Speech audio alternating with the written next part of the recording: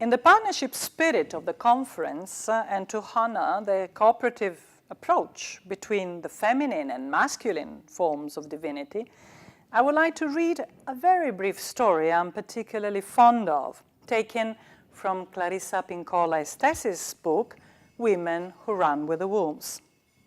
In the book, the story has no title, but I like to call it The Son of the Goddess.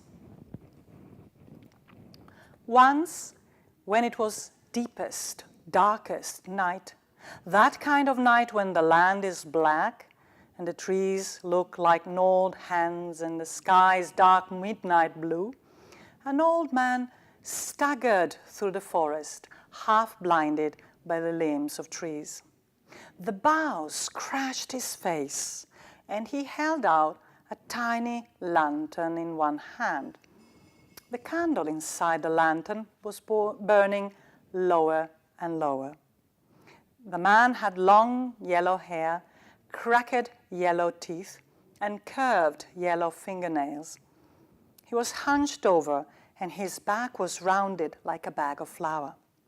He was so furrowed, his skin hung in furbelows from his chin and armpits and from his hips.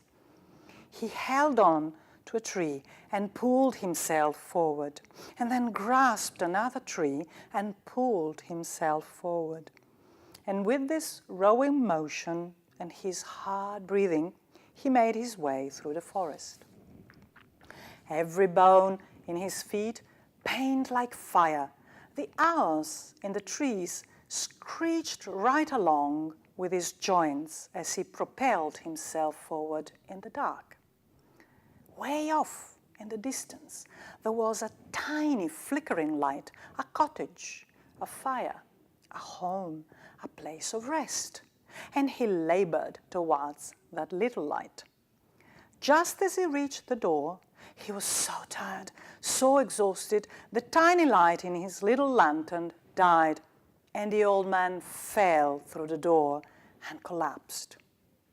Inside, there was an old woman sitting before a beautiful roaring fire, and now she hurried to his side, gathered him into her arms, and carried him to the fire.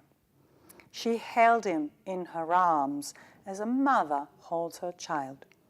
She sat and rocked him in her rocking chair. There they were, the poor, frail old man, just a sack of bones, and a strong old woman, rocking him back and forth, saying, "There, there, there, there, there, there." And she rocked him all through the night. And by the time it was not yet morning, but almost, he had grown much younger. He was now a beautiful young man with golden hair and long, strong limbs. And still she rocked him, "There, there, there, there, there, there." And as the morning approached even more closely, the young man had turned into a very small and very beautiful child, with golden hair plaited like wheat. Just at that moment of dawn, the old man plucked 3 hairs very quickly from the child's beautiful head and threw them to the tiles. They sounded like ting, ting, ting. And the little child in her arms crawled down from her lap and ran to the door. Looking back at the old woman for a moment, he gave her a dazzling smile, then turned and flew up into the sky to become the brilliant morning sun. Let's enjoy our time together. Thank you.